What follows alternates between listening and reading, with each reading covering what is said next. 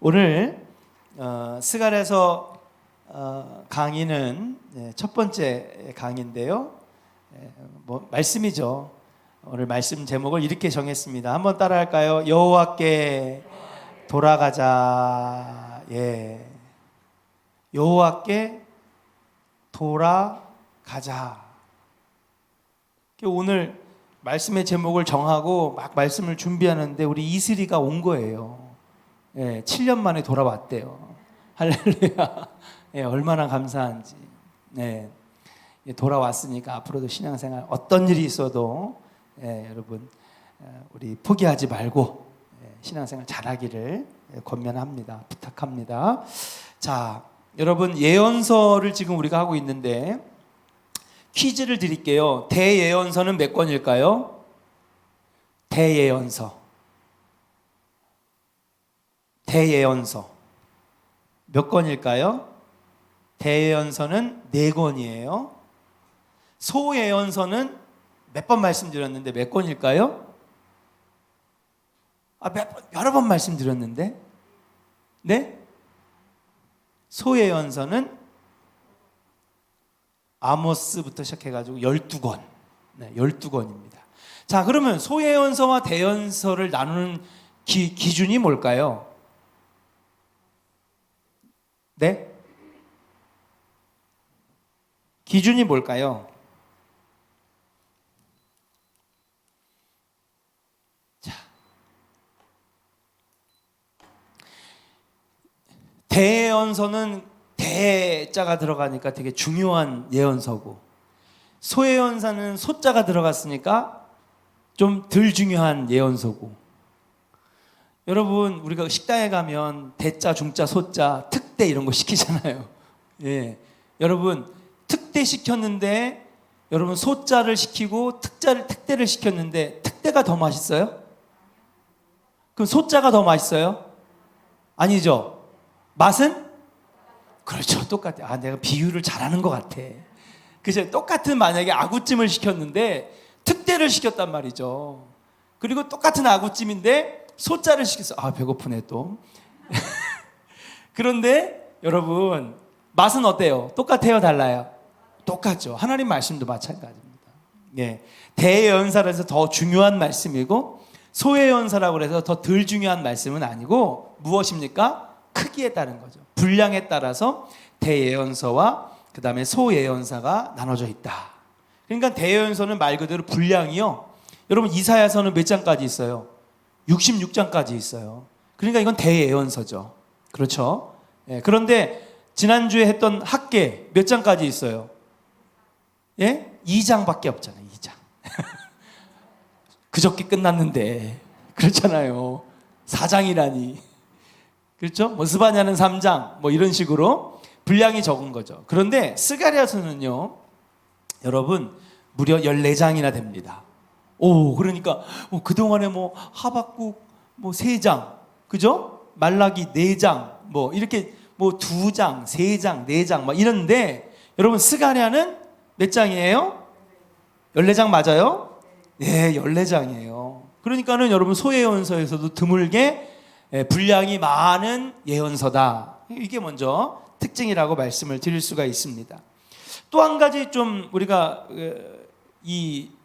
또 스가랴서 하면 떠오르는 게 뭐냐 하면, 스가랴서 하면 또 떠오르는 유명한 말씀이 있습니까? 여러분 하박국 우리가 했지만은 유명한 말씀이 있었죠? 뭐가 있어요?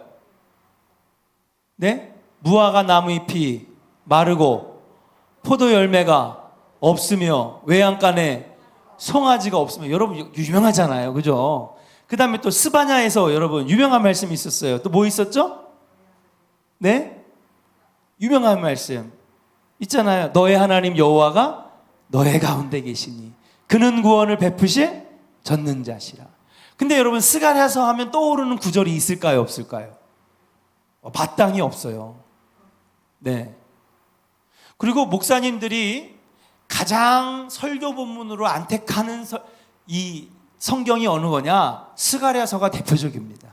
그럼 왜 스가랴서를 설교 본문으로 하기가 어려운 거냐? 여러분 그 이유가 있어요. 그 이유가 뭐냐 하면 스가랴서는 설교 본문으로 쓰기에는 굉장히 난해한 내용을 담고 있어요.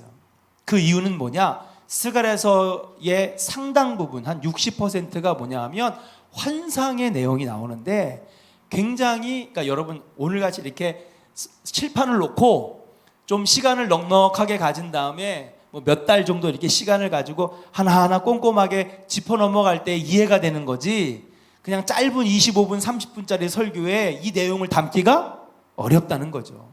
예.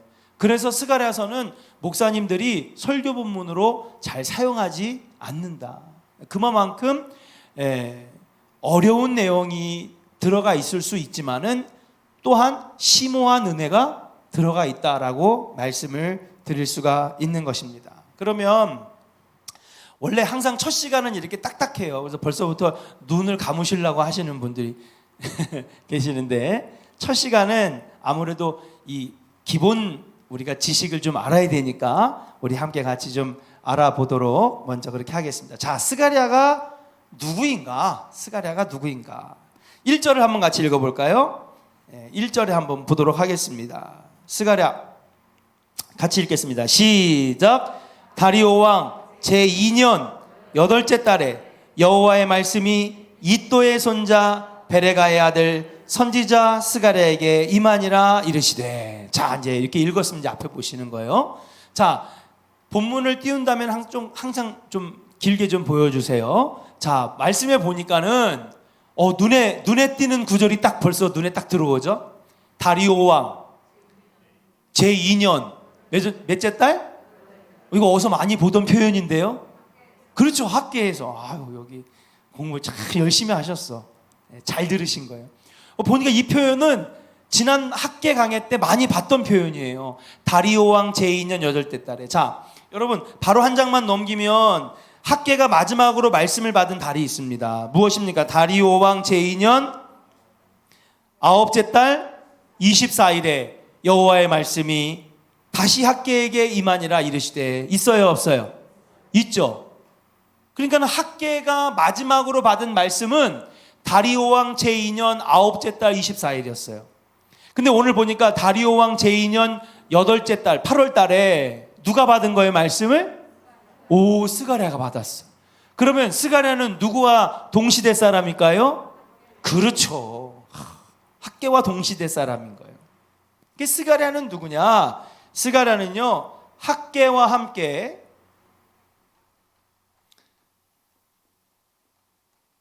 성전 건축, 제2성전 건축이죠.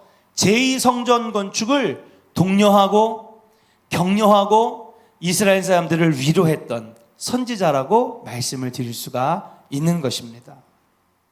이게 바로 스가랴서 1장 1절 바로 첫 번째 줄만 딱 읽어봐도 여기서 우리가 추론을 할 수가 있다는 것이죠. 스가랴는 학계와 함께 바벨론에서 귀환한 사람이고, 또 그는 누구였느냐? 그는요, 제사장의 후손이었다. 이건 나중에 이제 성서학자들이 밝혀낸 것인데, 오늘 1장 1절 딱 보니까 여호와의 말씀이, 그리고 사람의 이름이 나오죠. 누가 나와요? 이또입니다. 이또는 누구냐? 이또는 여호야긴이 끌려가고 시드기야 왕이 죽고 엄청나게 많은 이스라엘 포로들이 끌려갈 때에 함께 끌려갔던 제사장이라고 말씀드릴 수 있어요.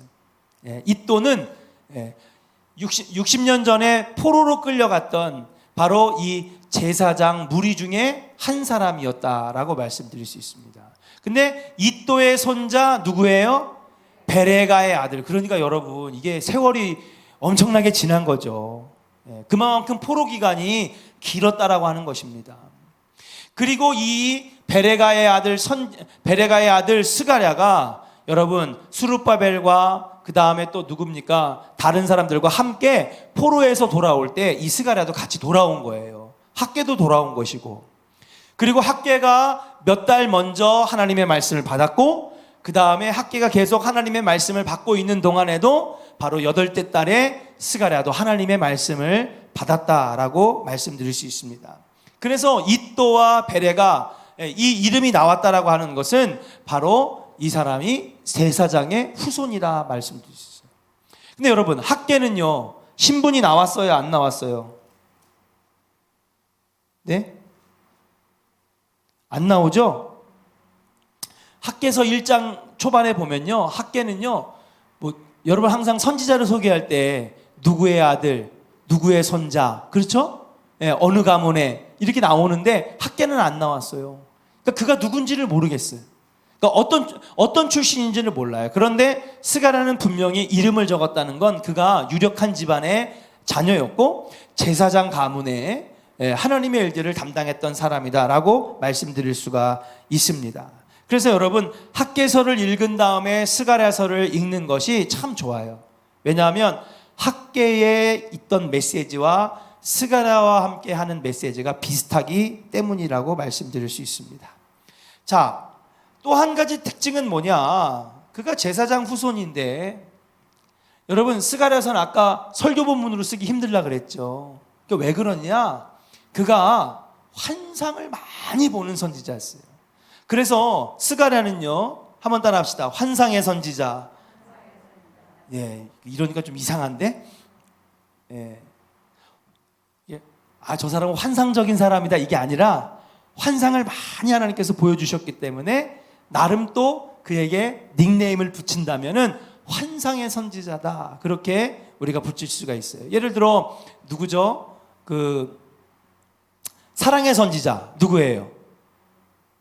예? 고멜을 용서했던 호세아 선지자. 호세아 선지자는 무슨 선지자? 사랑의 선지자예요. 그 호세아를 통하여서 예수님의 모습을 우리가 볼 수 있는 거예요. 자기를 희생하고 참고 인내하고 온갖 더러운 짓 나쁜 짓 하는 그 여인을 용서하잖아요. 품어주잖아요. 자, 능력의 선지자. 예? 엘리야 선지자. 여러분, 엘리야 선지자 하면요, 능력의 선지자예요.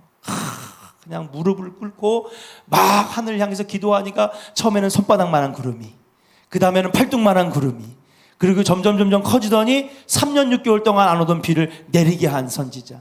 무너진 재단을 수축하고 하나님 앞에 막 부르짖어 기도하니까 어떻게 해요? 여러분, 그 무너진 재단에 하나님의 불이 쫙 임해가지고 재물을 태우고, 막 기도하는데 850명과 기도 대결을 벌여가지고 이겼던 선지자. 그래, 능력의 선지자는 엘리야 선지자.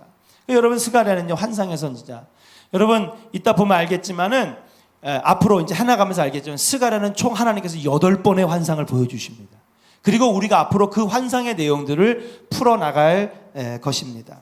그래서 이 스가랴는요, 영적으로 굉장히 민감한 사람이었다. 어떻게 보면 영안이 열리고 영적으로 여러분 아주 신실한 사람이었겠다. 여러분, 환상을 아무나 보는 게 아니잖아요. 네. 환상을 아무나 보는 게 아니잖아요. 아주 영적으로 신실하고 나의 그 상태가 굉장히 스피리추얼할 때, 세속적인 것이 아니라 아주 영적으로 우리가 정말 영적인 삶을 막 이어나갈 때 하나님께서 놀라운 체험들과 놀라운 증거들 우리 몸에서 보여주시거든요. 그 중에 하나가 환상이라는 것이죠. 하나님께서 음성을 주실 때, 하나님께서 말씀을 주실 때 선지자들에게 하시는 방법이 3가지가 있습니다. 첫 번째는 뭐냐? 여러분, 하나님께서 직접 음성을 들려주시는 거예요. 대표적인 사람이 누구였느냐? 모세입니다. 하나님 그를 불러가지고 모세야, 모세야. 하나님 직접 말씀하셨어요. 아브라함도 하나님의 음성을 직접 들었을까요? 그렇죠. 아브라함아, 아브라함아, 누구십니까? 나는 너를 사랑하는 내 하나님 여호와. 하나님 음성을 주시는 방법이 있어요. 두 번째, 하나님께서 말씀을 주시는 방법이 있는데 뭐냐? 꿈을 통해서 하나님의 음성을 주시는 거예요. 그래서 꿈의 사람 요셉, 그렇죠? 하나님께서 꿈을 통하여서 히스기야에게도 보여주시고 다윗에게도 보여주시고, 그래서 꿈을 통해서 하나님의 메시지를 증거하는 방법이 있습니다. 세 번째, 하나님께서 말씀하시는 방법이 있는데, 세 번째 말씀은 뭐냐? 환상을 통해서 말씀하시는 거예요. 구체적으로 에스겔 선지자가 환상을 봤죠. 그 다음에 또 선지자는 아니지만은 사도 중에 사도 요한이 여러분 환상을 통해서 요한계시록을 기록했고, 오늘 우리가 함께 같이 배우는 스가랴도 환상을 통해서 하나님의 말씀을 대언했다라고 말씀을 드릴 수가 있습니다. 자, 그렇다면 스가랴서 오늘은 좀 딱딱하지만 이해해 주시고 같이 하겠습니다. 자, 구조를 한번 보겠습니다. 예. 여기까지만 하고 딱딱한 건 여기까지만 할게요. 근데 이걸 알아두면 여러분들이 앞으로 도움이 되지 않을까 생각합니다. 자, 스가랴서는요, 총 이 두 개 부분으로 나눌 수가 있어요. 아까 스가랴서가 몇 장이라 그랬죠? 14장. 첫 번째는요, 1장부터 8장까지입니다. 1장부터 8장까지. 그 다음에 두 번째 파트는 9장부터 14장까지. 이렇게 두 개의 파트로 나눠 볼 수가 있는데요. 여러분, 왜 이렇게 나눴느냐? 아니, 한 권의 책인데 왜 이렇게 나눴느냐? 여러분, 성경을 이렇게 66권 중에 몇 군데를 보면요, 이 내용이 급격하게 달라지거나, 그 다음에 문체가 바뀌거나, 구사하는 어법이 다르거나, 그 다음에 메시지가 완전히 정반대의 메시지가 나가는 경우가 있습니다. 그건 왜 그러느냐? 이사야서라고 한다고 한다면 이사야 선지자가 직접 쓴 부분도 있고, 이사야 선지자의 제자들이 쓴 부분도 있고, 아니면 여기저기 파편처럼 있는 성경들을 모아다가 여러분, 이 다윗궁의 학자들이 모여가지고, 이거는 이사야서의 기록이구나, 그래가지고 모아가지고, 그래가지고 또 뒤에다 갖다 붙인 게 있어요. 그래서 여러분, 성경은요, 우리 읽다 보면 분명히 앞에서는 이런 메시지인데 뒤에 가니까 정반대 얘기를 할 때가 있다. 여기선 이런 문체인데, 물론 우리가 이렇게 한글 성경으로는 구분할 수 없죠. 이건 어디까지나 전문적인 성서학자들, 이런 성경학자들이 밝혀낸 것인데, 대표적인 것이 바로 스가랴라고 하는 것입니다. 에스겔도 그래요. 이사야서도요. 이사야서도요, 3개 파트로 나눠집니다. 어떻게 나눠지느냐? 1장부터 39장을 제1 이사야, 그 다음에 40장부터 55장까지는 제2 이사야, 그 다음에 또 56장부터 66장까지는 여러분 제3 이사야, 이게 나눠져 있어요. 그 여러분, 1부터 39절까지는 이사야 선지자가, 그러니까 다 이사야가 썼다고 보는 거죠. 그런데 이사야가 안 쓴 부분도 있다. 그래서 완전히 내용이 달라지는데, 여러분 40장부터 55장까지는 그 유명한 예수 그리스도에 대한 예언들이 나오는 거예요. 앞에는 예언서가 아니거든요. 근데 중간에 들어가면 예언적인 이야기가 나오고, 또 뒤쪽에 가면 또 완전 다른 얘기가 나오고. 그러면 이것은 그럼 하나님 말씀이 아니냐? 그건 아닌 거죠. 하나님 말씀은 누구의 감동으로? 성령의 감동으로. 할렐루야. 그래서 성경은 66권이 됐든 100권이 됐든 300권이 됐든 다 저자는 누구예요? 오직 하나님 한 분인 거예요. 수백 명이 썼다 할지라도, 아니 여기에 쓴 사람들이 수천 명이 썼다 할지라도 저자는 누구예요? 하나님. 왜요? 하나님께서 직접 성령으로 감동시키셔서 이 말씀을 증거하라고 주셨기 때문에 성경은 우리가 의심하지 않고 하나님의 말씀이다. 단지 쓴 사람들이 하나님의 감동받아서, 성령의 감동받아서 쓰여지는 거다. 이사야서도 그렇습니다. 사실은 이게 뭐 우리가 평신도들하고 할 내용들은 아닙니다. 근데 한번 이 내용을 우리가 앞으로 스가랴서를 14장까지 해야 되니까 최소한 2달 정도는 이상 해야 될 것 같은데, 2달이 뭡니까? 학계 2장 하는데 7시간 했거든요. 그러니까 꽤 많은 시간을 우리가 쓰겠죠. 그래서 이걸 한번 짚고 넘어가 보려고 합니다. 자, 그러면 1장부터 8장까지의 내용이 뭐냐? 여러분, 1장부터 8장까지는 성전 건축에 대한 얘기가 주를 이루고 있습니다. 성전 건축. 그럴 수밖에 없는 것이 무엇입니까? 지금 학계가 음성을 듣고 있을 때 스가랴도 음성을 들었죠. 그래서 아까 앞에도 소개한 것처럼 무엇입니까? 학계와 함께 성전 건축을 독려하고 격려하고 성도들을 막 위로했던 그런 선지자이기 때문에 당연히 앞부분은 성전 건축에 대한 이야기가 나옵니다. 힘을 내라, 또 위로하고 담대하라, 그렇게 성전 건축에 관련된 이야기를 하는데, 여러분 9장부터 14장까지는 성전 건축의 이야기가 하나도 안 나옵니다. 그러니까 나눌 수밖에 없는 거죠. 자, 또 한번 보겠습니다. 1장부터 8장까지는요, 환상을 통해 메시지를 증거합니다. 환상을 통해 메시지를 증거하는 거예요. 그래서 총 환상이 아까 몇 개라고 그랬죠? 예, 8개의 환상이 나오는데 그게 다 1장부터 어디까지? 8장까지 나와요. 그러니까 아마도 스가랴 본인이 쓴 성경은 8장까지지 않겠느냐. 아니, 뒤에도 썼을 수도 있는 거죠. 그건 우리는 모르는 거예요. 그냥 추측만 할 뿐이지. 근데 우리에게 스가랴가 썼느냐, 뒤에는 스가랴가 안 썼느냐, 그건 중요하지 않아요. 왜? 저자는 누구 한 분밖에 없다고요? 오직 하나님. 그분이 성령의 감동 주셔서 주신 거기 때문에 처음엔 막 우리가 그랬어요. 아니, 모세 오경을 다 모세가 썼는 줄 알았거든요. 근데 신학교 갔더니 이건 모세가 쓴 거고, 이건 뭐 또 그 뒤에 뭐 다윗이 쓴 거고, 이건 또 뭐 누가 쓴 거고, 그냥 막 신학교에서 그런 얘기를 듣는데 막 머리에 막 혼란이 오는 거야. 막 시험이 드는 거예요. 신학교 때. 근데 지금은요, 시험이 안 들어요. 왜? 저자가 누구 한 분이니까? 예. 여기에 박역공 선사님이 한 구절 집어넣고, 우상균 장로님이 2구절 집어넣고, 박삼일 권사님이 3구절 집어넣었다 하더라도, 저자는 누구예요?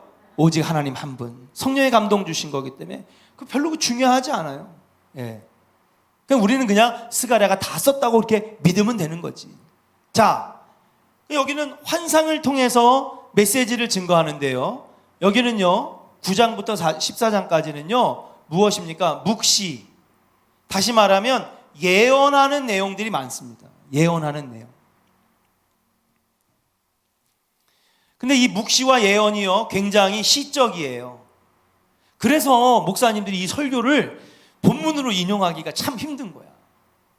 저도 만약에 시를 가지고 설교하라 그러면요, 저기는 잘하시더라고요. 소광성 목사님.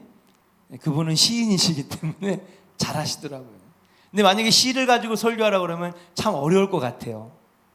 굉장히 시적이고 예언적이고 묵시적이고 그런 내용을 통해서 메시지를 증거하고 있다라고 하는 것입니다. 자, 또 내용을 살펴보면요, 세 번째로 1장부터 8장까지는 제사장의 역할을 강조했어요. 다시 말하면 무엇입니까? 지도자의 역할이 중요하다는 거예요. 여러분, 중요하죠. 지금 뭐 하고 있는 상황이에요? 지금 성전을 건축하고 있는 거죠. 성전을 건축할 때에 여러분, 물론 온 국민이 힘을 합해서 짓는 것이지만 그 가운데 그걸 누가 하는 거예요?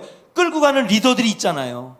그 리더들이 어떤 지도력과 어떤 영성을 발휘하느냐에 따라서 성전 건축이 되느냐 안 되느냐, 흥망성쇠가 여기에 달려있다라고 하는 사실이에요. 그러니까 스가랴는요, 아까도 얘기했지만 학계와 함께 성전 건축을 독려하고 격려하고 힘을 주고 막 이렇게 힘을 내게 하는데, 그러니까 그때 누구의 역할이 중요하냐? 종교 지도자들 정신 차려라. 제사장들 기도해라. 하나님 앞에 기도하지 아니하고 어떻게 이 귀한 일들을 감당할 수 있겠느냐? 주님의 일들을 할 때에 힘을 내라. 하나님을 의지해라. 지금 그렇게 스가랴가 메시지를 증거하고 있는 거예요. 자, 그런데 여러분, 9장부터 14장에 가니까 완전히 또 반대 얘기가 나와요. 뭐예요? 제사장을 비판하고 있어요. 제사장을 비판하고 있어요. 제사장들의 역할에 대해서 부정적인 지금 견해를 보여주고 있다는 거죠. 그러니까 앞이랑 너무 다른 거예요. 앞에는 다 환상적인 얘기인데 뒤에는 예언을 하고, 앞에서는 제사장들의 역할을 강조하는데 뒤에서는 제사장들에 대해서 비판하고 부정적인 말들을 한다라고 하는 사실이에요. 그래서 제사장들이 부패하고 잘못됐으니 어떤 역할이 중요하냐? 여호와 하나님께서 뭐예요? 직접 통치하신다라고 하는 내용을 강조하고 있다는 사실. 자, 여기까지는 이제 수업 같은 세미나 같은 내용이었습니다. 근데 여러분, 이해가 가요. 여러분, 지금 이 1장과 8장은요, 처음에 학계를 통하여서 수룹바벨이 마음이 뜨거워졌어요. 20년 동안 성전 건축을 못하고 있었는데 그들이 마음이 하나가 돼서 기초를 쌓고, 여러분, 그리고 9월 24일 날 뭐를 놨어요? 그 기초 위에 돌들을 놨잖아요. 성전 돌들을. 그러니까 지금 그들의 마음이 뜨거워져 있는 거예요. 그러니까 그때 스가랴는요, 성전 건축 잘하자. 예. 환상을 통해서 우리 리더들이 잘해야 된다. 영적 지도자들이 잘해야 된다. 막 독려하고 격려하는 글인데, 일로 넘어가면서는 뭐예요? 성전 건축이 끝났다? 안 끝났다? 끝난 거죠. 여러분, 우리가 그렇잖아요. 인생이 되게 위기를 맞이하면은 하나님께 막 매달려요. 인생의 앞에 굉장히 중대사가 있으면 긴장을 합니다. 그리고 하나님을 막 의지합니다. 그렇죠? 하나님, 저 이번에 꼭 합격해야 돼요. 임용고시 꼭 합격해야 돼요. 이번에 정말 하나님, 정말 이번에 도와주셔서 저 입사해야 돼요. 하나님께 의지하는데 그게 이루어졌어. 그리고 나면 어떻게 돼요? 사람은 망각의 동물이라 받은 은혜 금방 까먹고 어떻게 해요? 슬슬 교회 안 보이기 시작해요. 예, 알고 봤더니 주일날 등산 갔대. 예, 회사 동료들이랑 회식 가고, 예, 해외로 뭐 여행 갔대. 예, 그렇다고 여러분 해외여행 가지 말라는 얘기 아니에요. 예, 점점 교회에서 안 보이기 시작해요. 아마도 그렇지 않았을까 생각을 하는 거예요. 성전 건축할 때는 온 국민들이, 온 유대 사람들이 한 마음으로 똘똘 뭉쳤어. 예, 그렇게 성전 건축을 이뤄냈는데 그걸 딱 이루고 난 다음에 보니까 어떻게 돼요? 예, 제사장들이 다시 나태해지고, 예, 나라의 지도자들이 다시 부패하기 시작하고, 여러분, 물이 고이면 어떻게 돼요? 썩잖아요. 그렇죠?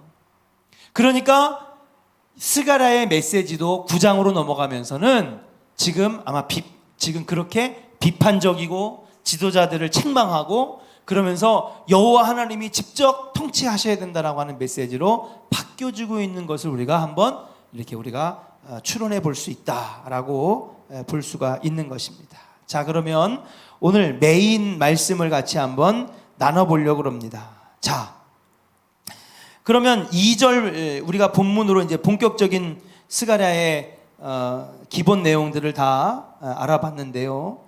2절부터 3절까지 한번 같이 읽어볼까요?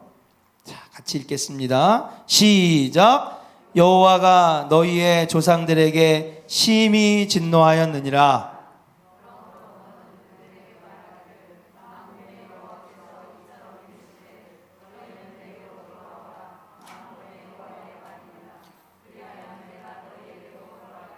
만군의 여호와의 말이니라. 할렐루야. 자, 이제 본문으로 들어갔습니다. 자, 오늘 첫 번째로 스가랴가 받은 말씀이 뭐냐 하면 2절에 보니까 여호와가 너희의 조상들에게 심히 진노하였느니라 그랬어요. 여러분, 지금 이스라엘 백성들에게 진노하셨다는 거예요? 아니죠. 지금 이스라엘 백성들의 누구에게? 조상들에게 심히 진노하셨다는 거죠. 과거형입니다. 너희들의 아버지, 할아버지, 그 위에 조상들에게 하나님이 굉장히 화가 나셨다, 진노하셨다라고 하는 것입니다. 근데 여러분, 이 메시지는 뭐냐? 우리가 그런 얘기를 하잖아요. 직접대고 막 비판을 안 합니다. 여러분, 제가 만약에 죄송해요. 누구 할까? 이거 시험 들 수도 있는데 임원덕 전사를 해야 되겠다. 야, 임원덕, 너의 신앙생활을 그따위로 해. 담임 목사가 여기 설교 강단에서 그냥 막 이름을 막 불러가면서 막 야단 쳐봐요. 어떻게 돼요? 시험 들죠, 민경래 권사님. 그래서 평신도들한테는 안 한 거야. 임원덕 선생님 미안해요. 잘하고 있어. 예. 그래서 우리는요, 빗대서 표현을 한다고 하죠. 그렇죠? 빗대서 표현하는 거죠. 하나님께서는 스가랴에게 지금 말씀하시는데 빗대서 표현하는 거예요. 자, 너희 조상들을 봐라. 너희 조상들이 신앙생활을 잘 못했지 않느냐. 여러 번 경고했는데, 그런데 너희들이 내 말을 듣지 않지 않았느냐. 그래서 여호와 하나님께서 어떻게 하셨다는 거예요? 2절에 진노하셨다는 거죠. 진노가 무엇입니까? 지난 시간에 여러분 말씀드렸죠? 이스라엘이 1차 침공당하고, 예, 여러분 다니엘이 끌려가고, 2차 침공당해서 또 누구예요? 에스더와 모르드게와, 예, 병사들이 끌려가고, 3차 때는 완전히 성전도 부서지고 왕궁도 부서지고 60만 명 가까운 사람들이 포로로 막 끌려가고, 사람들이 불타 죽고 굶어 죽고, 그냥 다 그런, 예, 멸망과 진노를 겪지 않았느냐. 여러분, 이 얘기를 하나님이 다시 꺼내시는 이유는 뭘까요? 지금의 이스라엘 사람들이 잘하고 있다는 걸까요? 못하고 있다는 걸까요? 못하고 있다는 거예요. 이런 걸 가지고 우리는 빗대서 표현한다고 하는 거죠. 그러니까 하나님 보시기에 아직은 그래도 너희들이 한마음 돼가지고 열심히 하긴 하는데, 주님이 보실 때는 아직도 부족한 거예요. 아직 모자란 거예요. 그래서 직접적으로 야단치시는 건 아니지만은, 너희 조상들을 봐라 라고 하는 얘기는 뭐냐? 너희 조상들을 닮지 말아라. 그렇게 말씀하시면서 3절에 하나님께서 말씀하고 싶은 메시지를 직접 스가랴를 통해서 우리에게 말씀하십니다. 그 말씀이 뭐느냐? 바로 따라합시다. 만군의 여호와가 말하노라. 너희는 여호와께 돌아오라. 너희는 내게로 돌아오라. 그 얘기는 너희 조상들은 여호와께 돌아갔다는 거예요? 안 돌아갔다는 거예요? 안 돌아갔다는 거죠. 여호와께 돌아와라.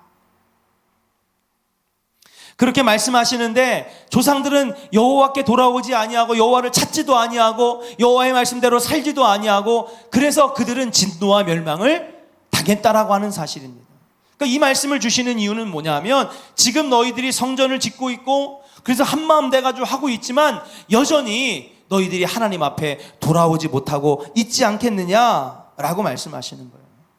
여러분, 우리가 옛날에 역사를 안 가리킨 적이 있었어요. 역사를 제가 그래서 한번 설교 때도 몇 번 비판을 했는데, 지금 청년들 아마 한 20대 중반 애들은 중고등학교 다닐 때 역사를 안 배웠어요. 예림양, 중고등학교 다닐 때 역사가 필수 과목이었어요? 그건 필수 과목. 예빈양은 필수 과목이었어요? 그 다음에 인경양은 역사 필수 과목이었어요? 그래요? 필수 과목이 아닌 때가 있었어. 누구 혜빈이 때인가? 필수 과목이었어? 그러니까 쟤네는 필수 과목이 아니었다니까요. 그래가지고 사람들이 엄청 비판한 거예요. 어떻게 역사가 필수 과목이 아니냐. 여러분, 그래서 제가 설교 시간에 기억이 나요.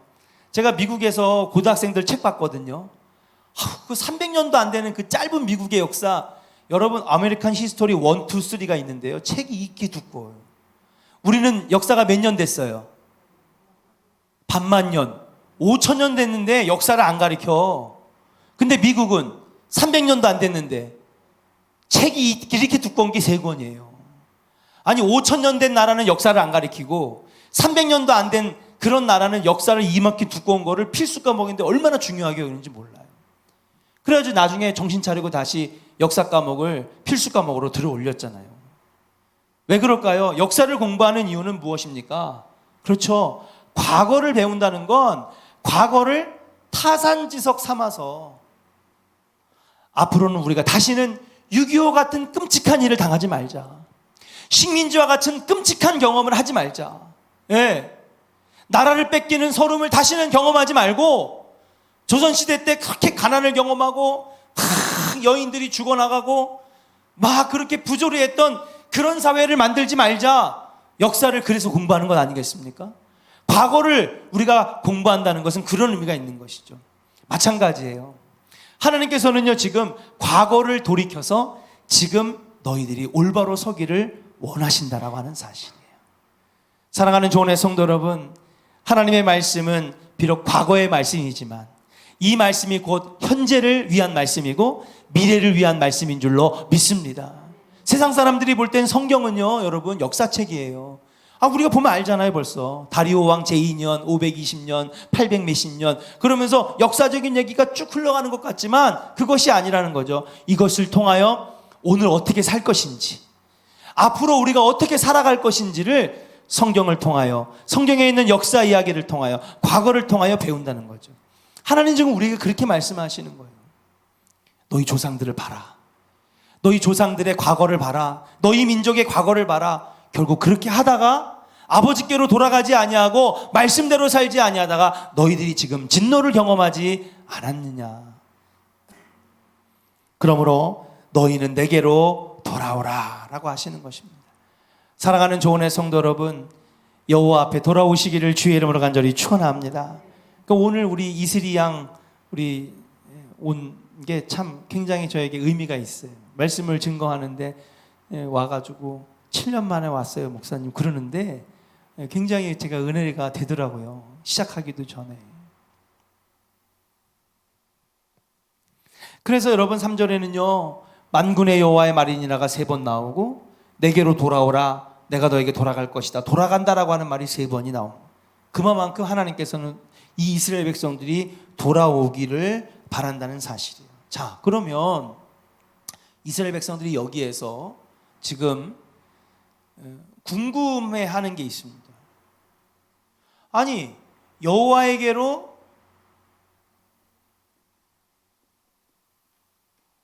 돌아간다라고 하는 것이 이들에게는 좀 이해가 안 가는 거예요. 자, 이스라엘 땅으로 돌아왔어요, 안 돌아왔어요? 성전을 짓기 위해서 이들이 돌아왔어요, 안 돌아왔어요? 돌아왔잖아요. 예. 다시 예배가 시작이 되고 제사를 드리고, 근데 왜 여호와에게 돌아오라고 말씀하실까? 이 사람들은 지금 이게 선뜻 받아들이기가 힘든 거예요. 아니, 하나님, 저 지금 교회 다니고 있는데요. 하나님, 저 예배 드리고 있는데요. 하나님, 저 11조 드리고 있는데요. 하나님, 저 봉사하고 있는데요. 그런데 여호와에게 돌아오라니요. 그렇게 반박할 수 있잖아요, 여러분. 그렇지 않아요? 저 교회 잘 다니고 있는데요. 아니, 이 말씀은 지금 교회 안 나오는 사람들, 예배 생활이 끊어진 사람들, 아니면 저 세상 사람들, 그 사람들에게 맞는 말씀이지 지금 여기 있는 우리들에게 이게 무슨 말씀입니까? 저 지금 열심히 성전 건축을 위해서 또 열심히 하나님 나라를 위해서 그렇게 살아가는 것 같은데 그런데 여호와께 돌아가라라고 하는 것이 무엇입니까? 그럼 우리가 한번 의미를 한번 찾아볼게요. 아마도 벌써 이 말씀을 들을 때에 여러분들 마음에 어떤 신호가 오시는 분들도 있을 거예요. 자, 혹시 미가서 6장 7절과 8절 한번 우리가 읽을 수 있을까요? 미가서 6장 7절부터 8절. 제가 미리 안 알려드렸나요? 자, 그러면 우리 위에서 찾아보시고 여러분 성경 한번 찾아보겠습니다. 미가서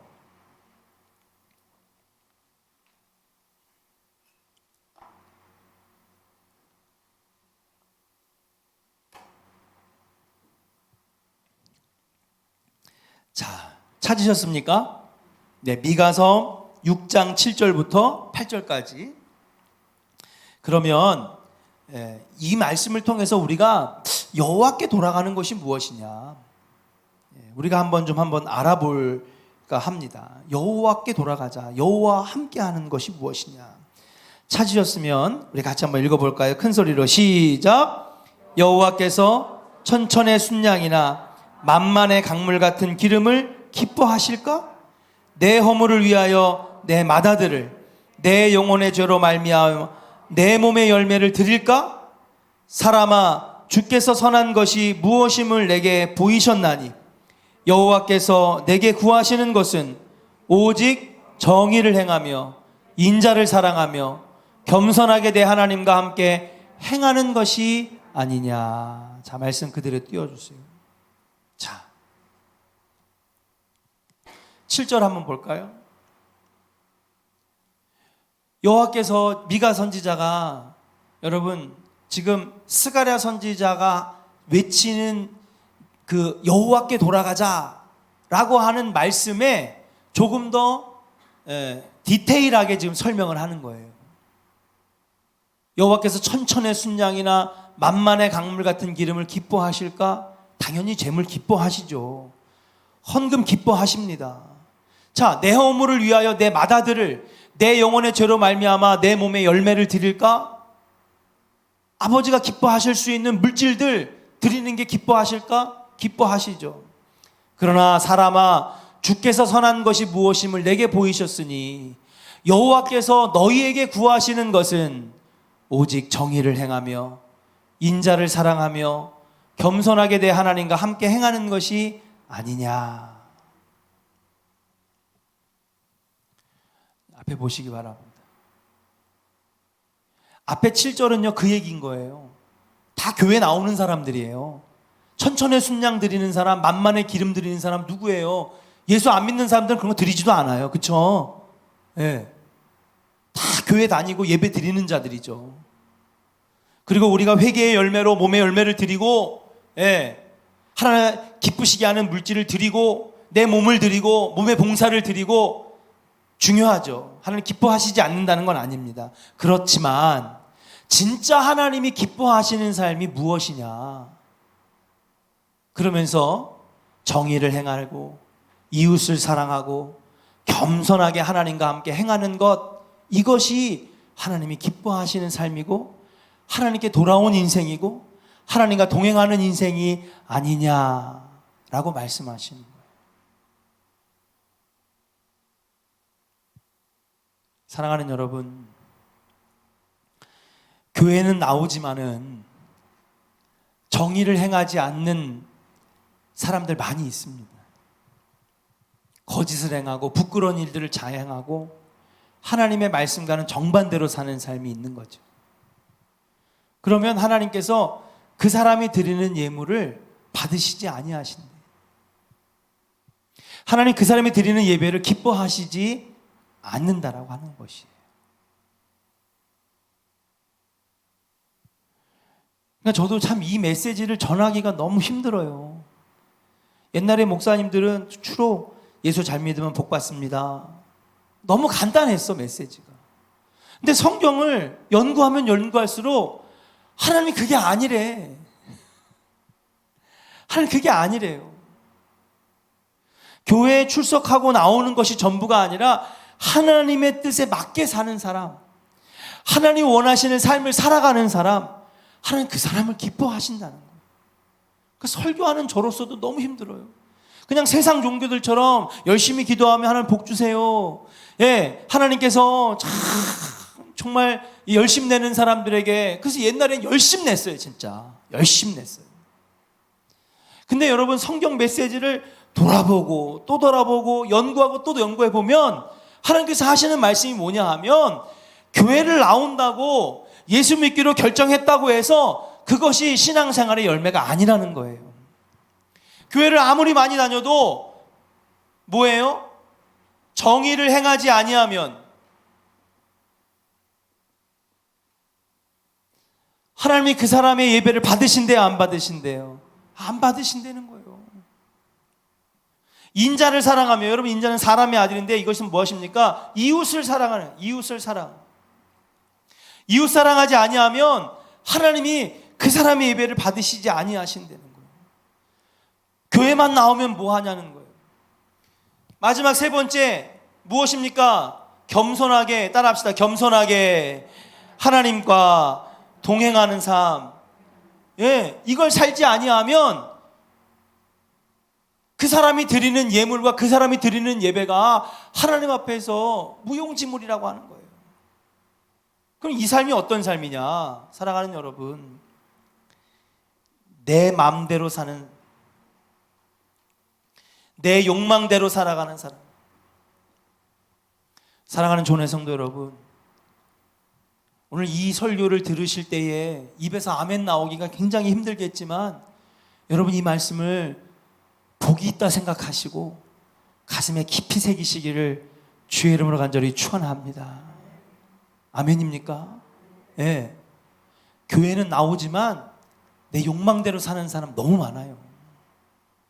여러분, 주님께서, 예수님께서 말씀하실 때 주여 천국에 들어가는 것이 그렇게 어렵습니까? 그랬더니 뭐예요? 낙타가? 예? 어디로? 바늘귀로 들어가는 것보다 어렵대잖아요. 교회 다닌다고 다 구원받는 거 아니에요, 여러분. 이런 얘기를요, 여러분 주일날 못하겠어. 받아들일 수 있는 여러분들이나 아멘 하는 거지. 예. 아이고 목사님 맨날 그냥 맨날 비슷한 설교, 맨날 그냥.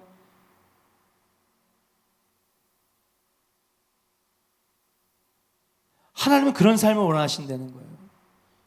교회는 나오지만 예물 생활하지만은 그렇게 주님을 영접하고 주님을 믿기로 작정하고 그렇게 신앙생활을 시작했지만은 그렇게 교회 다니면서도 내 마음대로 사는 거예요. 겸손하게 하나님과 동행하지 아니하고 내 욕망대로 살아가는데 하고 싶은 대로 사는 거예요. 그 설교를 들어도요 안 들어. 관심은 딴 데 있는 거예요. 교회만 오면은 정말 최고로 관심 없는 게 말씀이고요. 다른 건 왜 이렇게 그렇게 관심이 많은지. 야 누가 그 사람이랑 뭐 했대. 야 저 사람 저렇게 둘이 친해서 짝짝꿍 하더니 뭐 보험이 시작했고 뭐 저 사람 뭐 했는데 차를 샀는데 뭐 저렇게 했고 저 사람 무슨 사업 뭐 이렇게 격가지에 관심이 많어. 교회에 와가지고요 제일 관심 없는 게 하나님 말씀이고 설교예요. 하나님 말씀을 알아가려고 하고 배워가려고 하고 은혜 받으려고 해야 되는데 교회 와가지고 딴 거에만 관심이 많은 거예요. 그 왜 그런지 아세요? 내 안에서 예수 믿기로 결정했고 교회 다니기로 결정했지만 여전히 나를 꼭 붙잡고 있는 건 뭐예요? 내 욕망과 내 욕심과 내 고집이야.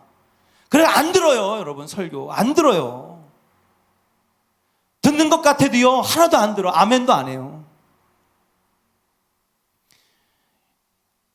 여러분들 그런 신앙생활 하지 않기를 주의 이름으로 간절히 축원합니다. 저는 이 말씀을 하는데 너무 무서워요. 그냥 하나님께서 맡겨주신 직분이니까 정말 거짓 없이 가르쳐야 되기 때문에 하는 것이지만 너무너무 무서운 말씀이에요.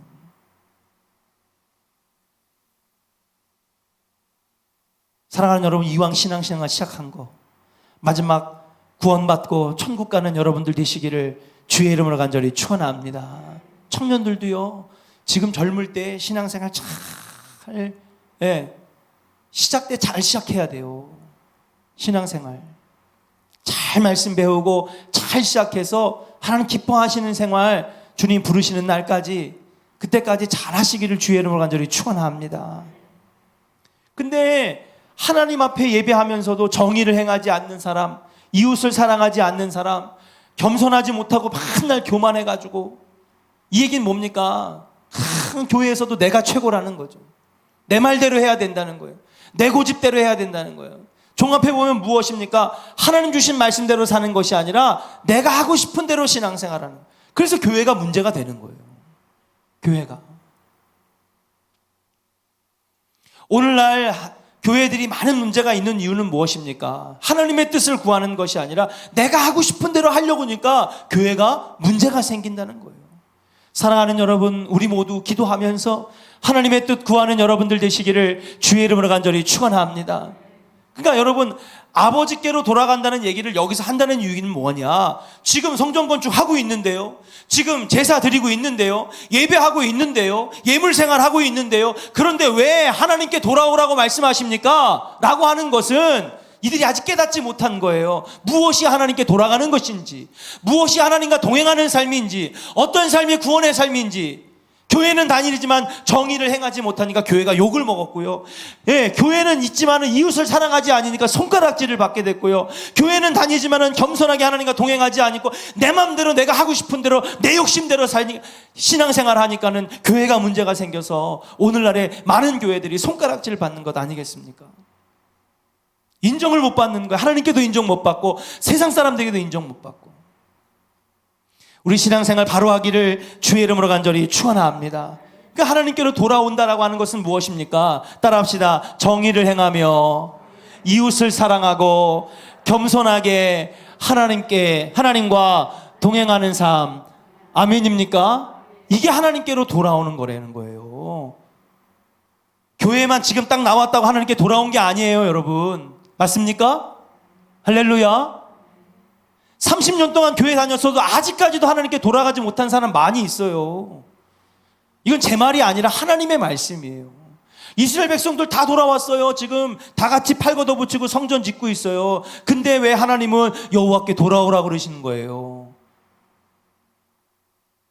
성전들을 왔다 갔다 하지만은 그들 삶에 정의가 없고 사랑이 없고 겸손하지 못하고 내 마음대로 내 뜻대로 살아가는 걸 보시고 아버지가 아파하시니까 스가랴에게서 첫 번째 주신 말씀이 뭐냐? 너희는 따라합시다. 여호와께 돌아오라. 할렐루야. 그 말씀을 하고 계시다라고 하는 사실이에요. 4절에서도 이어갑니다. 정의를 행하지 아니하고 악한 길, 악한 행위를 벌이는 사람, 하나님 말씀을 듣지 않는 사람, 내게 귀를 기울이지 아니하는 사람, 그것이 바로 너희들의 현재 모습이지 않느냐. 조상들 얘기를 하고 있는 거지만 사실은 지금 이스라엘 백성들에게 그러지 말라고 빗대서 말씀하시는 거예요. 그러나 사랑하는 여러분, 여호와께 돌아가는 우리 조언의 백성들 되시기를 주의 이름으로 간절히 축원합니다. 그래서 정의하자면 말씀을 마치겠습니다. 정의하면 무엇입니까? 믿음의 삶, 신앙의 삶은 무엇이냐? 여러분, 교회를 나오느냐 안 나오느냐? 여러분, 교회를 나오는 건 내 신앙생활을 바로 하기 위해서 나오는 것이고 하나님의 말씀을 배우고 예배하기 위해서 나오는 것인 줄로 믿습니다. 교회를 나왔다고 해서 구원받는 게 아니에요. 그러면 하나님 기뻐하시는 믿음의 삶은 뭐냐? 교회를 왔다 안 왔다 그게 문제가 아니라 무엇입니까? 내 욕망대로, 내 욕심대로, 내 마음대로, 내 자아대로 살아가는 인생은 여러분, 이것은 불신앙의 모습이라는 거예요. 교회는 나왔어도. 반대로 믿음의 삶, 신앙의 삶은 무엇입니까? 따라합시다. 하나님의 말씀대로 정의를 행하고 사랑하고 겸손하고 할렐루야. 근데 이것이 내 의지대로 하기 힘드니 하나님께서 뭐라 그러셨어요? 나는 지금 하늘로 올라가지만 내 다음에 오시는 보혜사 성령을 너에게 보낼 것이니 너희는 성령의 충만함을 받으라. 성령의 열매는 9가지니 사랑과 희락과 화평과 오래 참음과 인내와 자비와 양성과 충성과 온유와 절제. 할렐루야. 성령 받아야지 이 삶이 이루어진다는 거예요. 그래서 교회 나와 기도해야 되고 말씀 들어야 되고 부르짖어야 되고. 아멘입니까? 교회를 나왔다 안 나왔다가 중요한 게 아니에요. 오늘 불신앙의 모습으로 서 있느냐 신앙의 모습으로 서 있느냐 하나님 그걸 보시겠다는 거지. 그래서 지금 겉으로 볼 때는 이스라엘 백성들은 지금 다 그냥 막 팔고도 붙이고 막 성전 짓고 있어요. 여러분 비전센터를 져도요 여러분 믿음으로 져야 될 줄로 믿습니다. 이거 지면서도요 온갖 잡소리에다가 그 다음에 막 그냥 교회가 분란이 생기고 불신앙의 모습으로 서면 저게 의미가 없는 거예요. 소 잃고 외양간 고치는 거지. 저걸 짓는 이유가 뭐예요? 우리가 더 신앙적으로 더 정의를 행하기 위해서, 더 이웃을 사랑하기 위해서, 하나님 앞에 온전히 쓰임받기 위해서. 그래져야지 그게 의미가 있는 건축이지. 아멘입니까? 아멘.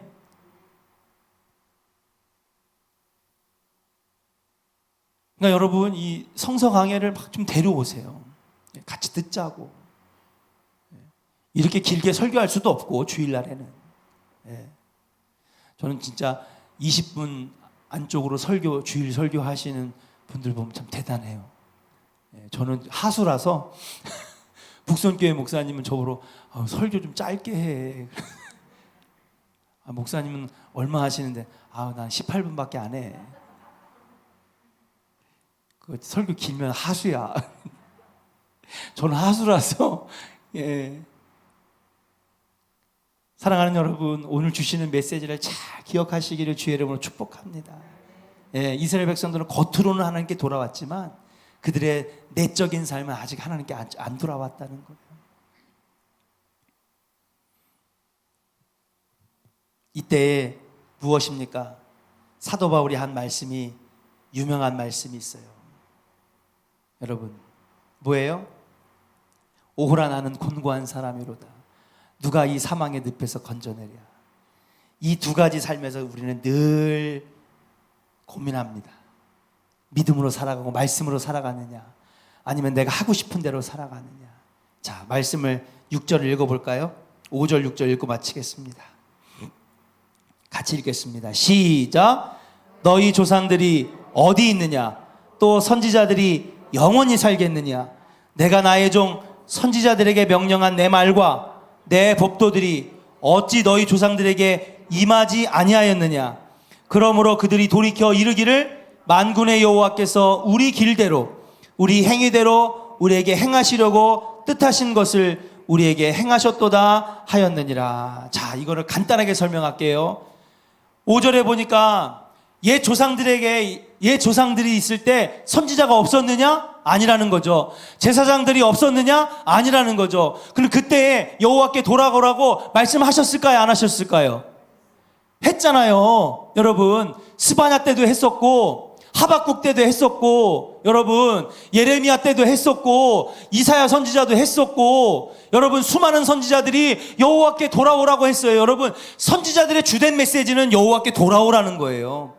아멘입니까? 대예언자, 소예언자들, 선지자들의 주된 메시지는 뭐냐면 여호와께 돌아오라는 거예요. 그럼 그 얘기는 뭡니까? 지금 너희 세대 이전의 조상들은 이 얘기를 안 들었겠느냐는 거예요. 들은 거죠. 더 많이 들었어요, 여러분. 멸망당하고 여러분 포로로 끌려가기 전에 더 많이 들었는데, 여러분 멸망당했어요, 안 당했어요? 진노를 경험했어요, 안 경험했어요? 경험했잖아. 그 얘기는 뭐예요? 돌아갔다는 거야, 안 돌아갔다는 거야? 안 돌아갔기 때문에 그들이 그 진노를 당한 거잖아요. 그 얘기는 그만큼 하나님 말씀의 편에, 정의와 사랑의 편에 서는 게 그만큼 어렵다는 거죠. 앞으로 신앙생활 할 때 우리는 이 두 싸움 하는 거예요. 교회 다니는데 뭐 이런 싸움을 해요? 이건 아직 신앙생활에 깊이 들어오지 못한 사람들이야. 이게 무슨 말인지를 모르는 사람들은, 여러분 이거는 아직 신앙생활에 들어오지 못한 사람이에요.